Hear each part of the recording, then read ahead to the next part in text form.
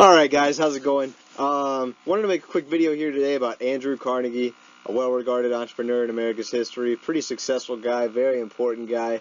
I apologize for the mic quality. It's kind of staticky, it's a little broken, and definitely need a new one here. But ignore it, bear with me. Let's get going on everything that you need to know about Andrew Carnegie. So we'll talk a little bit about everything here. We'll try to cover his whole life in 3 minutes or less. That's the goal today. So we're going to talk about some of his early life accomplishments, some of his career accomplishments, how he got started, talk about how he built up his wealth, some of the philosophies and outlooks that he had on life, and then his later years, what he did with his wealth, and his passing. So Carnegie was born November 25th, 1835 in Dunfermline, Scotland. Got a picture right there of him with his younger brother. He lived in Scotland until about 13 years old.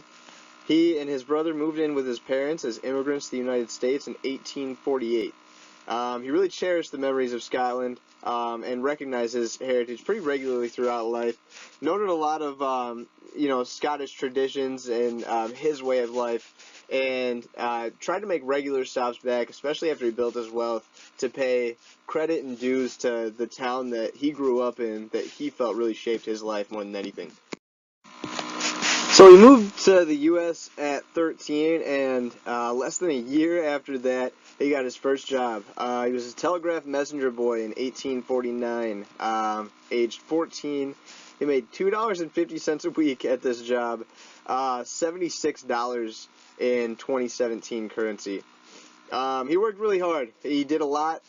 He learned how to even pick up some of the telegraphs and readings by ear, so that he didn't have to write them down and scribe them as he brought them over.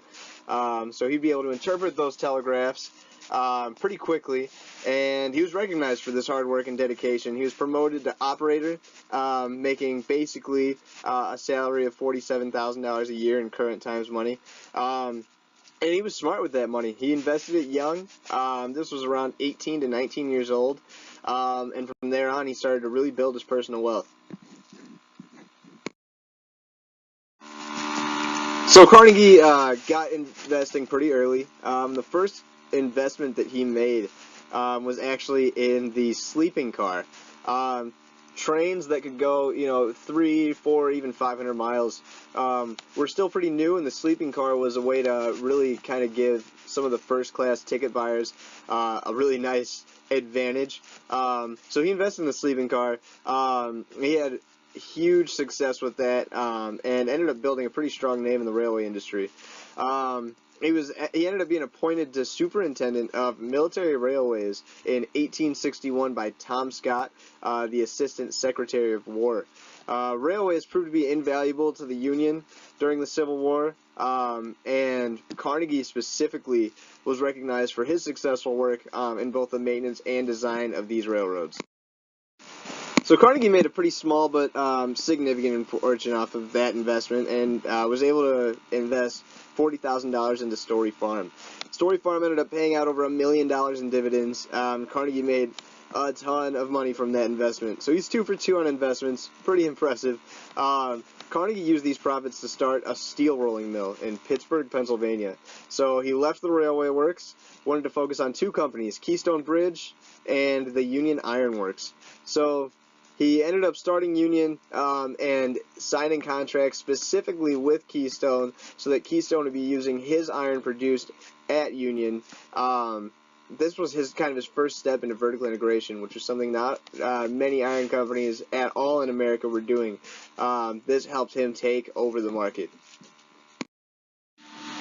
So in no time at all, Carnegie controlled the most expensive, extensive, and integrated iron and steel operation to ever be owned by an individual within the U.S. He built the capacity to produce over 2,000 tons of pig steel per day and vertically integrated the entire system as much as possible in order to undercut the price of steel on the U.S. market. Because of this, United States steel output was able to surpass the UK in 1889, and Carnegie owned the majority of these productions. He ended up selling the company in 1901 to John Pierpont Morgan.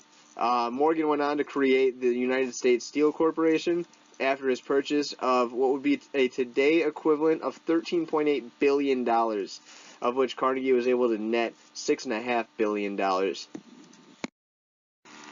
So Carnegie by now has become one of the richest men in the world. Carnegie believed that everybody should do 3 things with your life. You need to spend the first third learning everything that you can, spending the second third making as much money as you can with all of the knowledge you've gained, and spend the last third just giving it all away to worthwhile causes. Carnegie was a very charitable man. He ended up donating $350,695,654 to various causes in the years before his death. This is equal to roughly $10.66 billion in today's currency. So Carnegie genuinely believed that any man who dies thus rich dies disgraced. He even wrote that quote several times in his works, including some memos and books on wealth that he had built.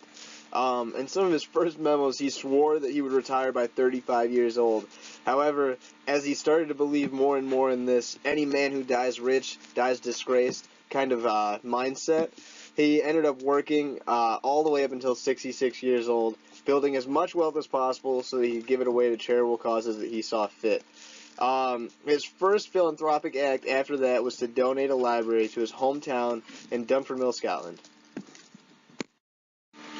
His hometown recognized him and some of his achievements during this visit, and a statue of him was donated on that day and still stands today in Dunfermline. Between 1901 and 1902, Carnegie had earned 5 different Lifetime Achievement Awards between the United States and Scotland. He ended up getting bronchopneumonia and passed away on August 11, 1919. Today, Carnegie's personal writings and works are still displayed at the Library of Congress and Columbia University Rare Book and Manuscript Library. And that is it. So thank you guys so much. Really appreciate you listening today. I hope you enjoyed it, found it informative. I really apologize for going over on that time limit, but this was just a little bit of everything, just kind of dabbling in the life and times of Andrew Carnegie. Thanks again, guys. See you soon.